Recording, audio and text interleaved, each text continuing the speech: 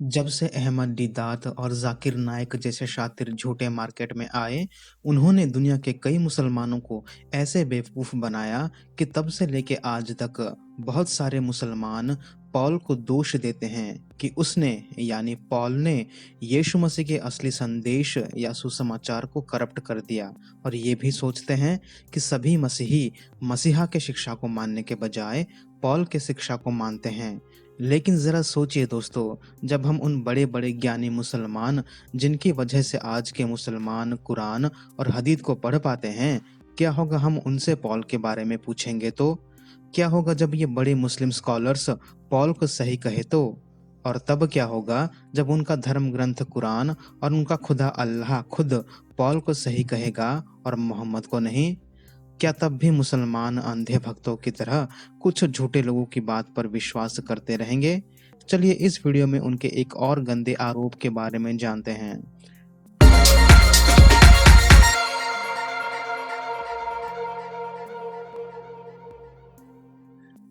जय मसीह के दोस्तों, आप सबको मैं यीशु के नाम से एक और वीडियो में स्वागत करता हूं। इस्लाम के खुदा अल्लाह पॉल की पुष्टि करते हैं कि वो सही है। सूरह 61 आयत 14 में अल्लाह कहते हैं कि वो उन लोगों की मदद और उन्हें सबसे ऊंचा करता है जो यीशु को मानते हैं। लिखा है, ओ ye who believe, be Allah's helper, even as Jesus son of Mary said unto the disciples, who are my helpers for Allah? They said, we are Allah's helper. And a party of the children of Israel believed, while a party disbelieved. Then we strengthened those who believed against their foe, and they become the uppermost. Yusuf Ali, जो इस्लाम के बड़े scholars में से एक हैं, वो इस आयत के बारे में कमेंट करते हैं कि अल्लाह ने क्रिश्चियंस की मदद की रोमन साम्राज्य को ख़त्म करने के लिए, और जिस क्रिश्चियंस ने रोमन साम्राज्य को ख़त्म किया, आज के मुसलमान उन लोगों को पॉलिन क्रिश्चियंस कह के बुलाते हैं, क्योंकि ये क्रिश्चियंस पॉल के संदेश को मानते थे। तो अगर अल्लाह ने सच्चे क्रिश्चियंस की मदद की उनके शत्रुओं पर विजय दिलाने के लिए, और जो क्रिश्चियंस विजय हुए उस जंग में वो पॉल के संदेश को मानते थे, इसका मतलब ये हुआ कि अल्लाह ने खुद अपना मोहर दिया है पॉल पर कि पॉल सही है। सबसे सम्मानीय इस्लामिक कमेंटेटर में से एक अल कुर्तुबी कहते हैं सूरह 61 आयत 14 के बारे में, it was said that this verse was revealed about the apostle of Jesus, may peace and blessing be upon him. Ibn Ishaq stated that of the apostles and disciples that Jesus sent to preach, there were Peter and Paul who went to Rome। ये एक सम्मानीय मुस्लिम scholar है जो कहते हैं कि पतरस और पॉल को यीशु ने भेजा है। पॉल यीशु के अनुयायियों में से एक हैं और अपना मोहर भी पॉल पर दे दिया। एक और मशहूर और सम्मानीय मुस्लिम इतिहासकार अल तबारी भी मानते हैं कि पॉल भी यीशु के एक अनुयायी थे। वो लिखते हैं, Among the apostles and the followers who came after them were the apostle Peter and Paul, who was a follower and not an apostle. They went to Rome। Quran के एक और आयत में ये लिखा है कि अल्लाह ने यीशु के सुसमाचार एंटियोक के शहर में पहुंचाने के लिए शिमोन और यूहन्ना को भेजा, और बाद में पॉल को भेजकर अल्लाह ने उनकी शक्ति बढ़ा दिया। सूरह 36 आयत 13 से 17 पढ़ते हैं। आयत 14, When we sent unto them twain, and they denied them both, so we reinforced them with a third, and they said, Lo, we have been sent unto you। अल्लाह ने दोनों को भेजा, लेकिन एंटियोक के लोगों ने उन्हें रिजेक्ट कर दिया। उसके बाद अल्लाह ने तीसरे को भेजा उनकी शक्ति बढ़ाने के लिए। लेकिन कौन है ये दो और बाद में जाने वाले तीसरा व्यक्ति? इब्न कथीर इस आयत के संदर्भ पर ये कमेंट्री करते हैं और इन तीन अल्लाह के बंदों का नाम बताते हैं। So we reinforced them with a third, means we supported and strengthened them with a third messenger।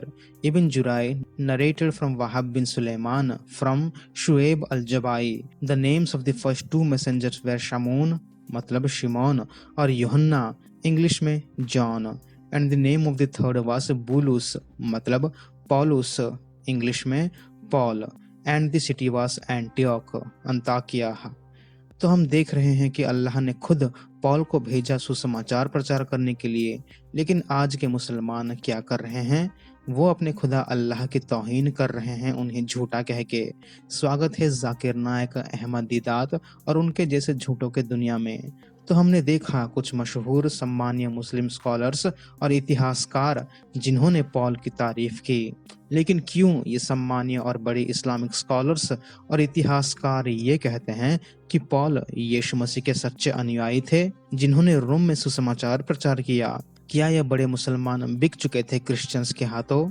जी नहीं, उन लोगों ने ये सब कहा क्योंकि ये लोग कुरान से अपना विचार रखते हैं, ना कि आजकल के ढोंगी मुसलमानों की तरह जो दावा तो करते हैं मुसलमान होने का, लेकिन वो अपने धर्म, अपने मजहब को ही नहीं मानते, क्योंकि ये अपना ज्ञान आज के झूठों से लेते हैं, जैसे जाकिर नाइक जैसे लोग।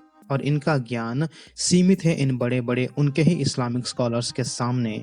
और जब अल्लाह कुरान में कहता है कि उसने बाइबल को भेजा है मनुष्य जाति के मार्गदर्शन के लिए और उसकी रक्षा करने की जिम्मेदारी उन्होंने खुद अपने हाथों पर लिया है, और अल्लाह यीशु के अनुयायियों की रक्षा भी करने का बीड़ा उठाया है। और इस चीज की जानकारी इन बड़े स्कॉलर्स को थी कि अगर हम ये कहें कि पॉल ने सुसमाचार या बाइबल को करप्ट किया है, हम सीधा अपने खुदा अल्लाह की ही तौहीन कर रहे हैं, क्योंकि अगर अल्लाह बाइबल और यीशु मसीह के अनुयायियों की रक्षा करता है और आज के मुसलमानों के हिसाब से पॉल ने बाइबल को करप्ट किया है, तो आज के मुसलमान ये कह रहे हैं कि पॉल अल्लाह से ज्यादा शक्तिशाली है और अल्लाह पॉल के आगे कुछ नहीं है। तो जब आज के मुसलमान ये कहते हैं कि पॉल ने सब कुछ बर्बाद कर दिया और ये सोचते हैं कि उन्होंने पॉल की बेइज्जती कर दी, वो ये नहीं जानते कि उन्होंने अपने खुदा की ही बेइज्जती कर दी, ये कह के कि उनका खुदा अल्लाह पॉल को रोक नहीं पाया बाइबल को करप्ट करने में।